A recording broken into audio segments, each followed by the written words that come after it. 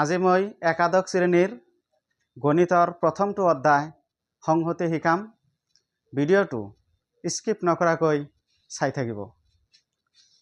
অধ্যায়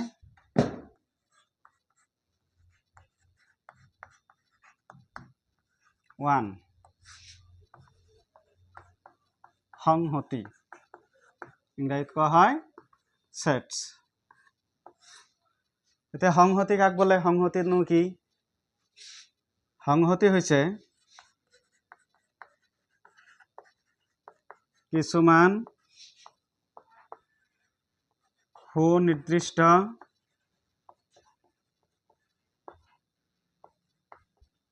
বস্তুৰ থোপকেই সংহতি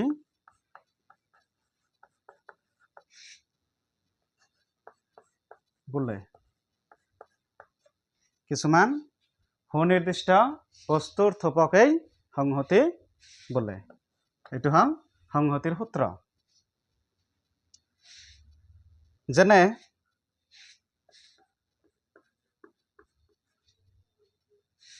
এ নামৰ এটা সংহতি 1 2 3 4 5। ইয়াতে এক আমি কি বুলি কম? সংহতি বুলি কম।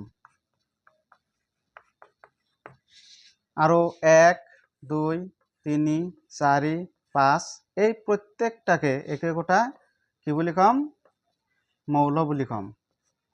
ইয়াতে যদি আমি প্ৰশ্ন সোধো যে ইয়াতে কেইটা মৌল আছে, তেতিয়াহ'লে আমি নিশ্চিতভাৱে উত্তৰ দিব লাগিব ইয়াতে 5টা মৌল আছে, আৰু সেই মৌল কেইটা হৈছে 1 2 3 4 5, আৰু সংহতিটোৰ নাম হৈছে এ। এতিয়া তোমালোকক এটা প্ৰশ্ন সোধো, হয়তো বি ইকুৱেল ব্ৰেকেট ক্লজত আছে small letter A B C. এতিয়া ক'ব পাৰিবানে ইয়াতে সংহতিটো কি? সংহতিটো হৈছে ইয়াতে বিক কি কোৱা হ'ব? সংহতি বুলি কোৱা হ'ব। আৰু ইয়াৰ মৌলসমূহ কি কি? ইয়াৰ মৌলসমূহ নিশ্চিতভাৱে আমি ক'ব পাৰোঁ A B C. A B C এইবিলাকক আমি কি বুলি ক'ম? মৌল বুলি ক'ম। বি নামৰ সংহতিটোত কেইটা মৌল আছে? নিশ্চয় বি নামৰ সংহতিটোত 3টা মৌল আছে। গতিকে আমি বুজি পালোনে সংহতি কি?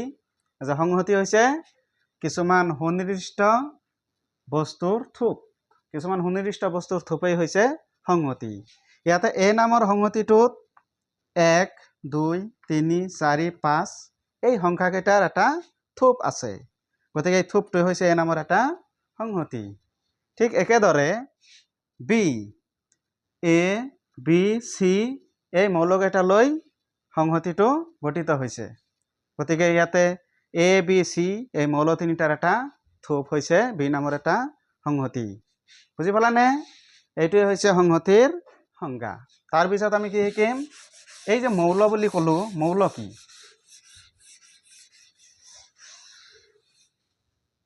মৌল কি? মৌলৰ সংজ্ঞাটো কি হ'ব?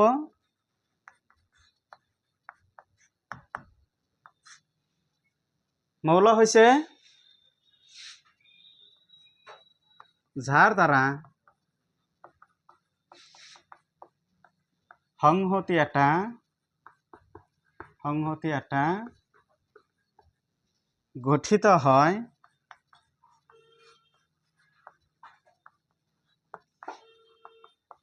তাৰ প্ৰতিটোকে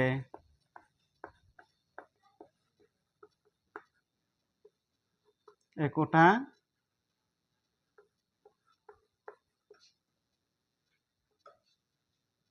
মৌল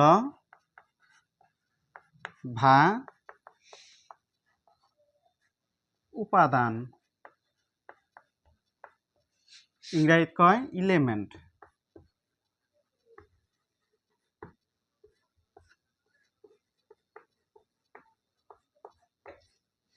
এইটো হৈছে মৌলৰ সূত্ৰ। আকৌ এবাৰ কৈ দিছোঁ দেই। মৌল হৈছে যাৰ দ্বাৰা সংহতি এটা গঠিত হয় তাৰ প্ৰতিটোকে একোটা মৌল বা উপাদান বোলে ইংৰাজীত কোৱা হয় এলিমেন্ট এলিমেন্ট মানে হৈছে মৌল তো এটা উদাহৰণ দিয়া হোক যেনে A equal 5 6 7 8 9 10 ইয়াতে নিশ্চয় তোমালোকে অলপ আগতে শিকিলা এক কি কবা এ হৈছে ইয়াৰ সংহতি আৰু এই এ সংহতিটো কি বস্তুৰ দ্বাৰা গঠিত হৈছে কোৱাচোন নিশ্চয় তোমালোকে কবা 5 6 7 8 9 আৰু 10 ৰে গঠিত হৈছে গতিকে 5 6 7 8 9 10 এইবিলাকক প্ৰতিটোকে আমি একোটা মৌল বা উপাদান বা ইংৰাজীত এলিমেন্ট বুলি আমি কম নহয় নে তাৰ পিছত আৰু এটা উদাহৰণ লও বি নামৰ এটা সংহতি 3 4 5 6 ইয়াতে কেইটা মৌল আছে ক'ব পাৰিবানে নিশ্চয় তোমালোকে কবা ইয়াতে 4টা মৌল আছে মৌল কেইটা কি 3 4 5 6 এই 4টা মৌলৰে এই সংহতিটো নিশ্চয় গঠিত হৈছে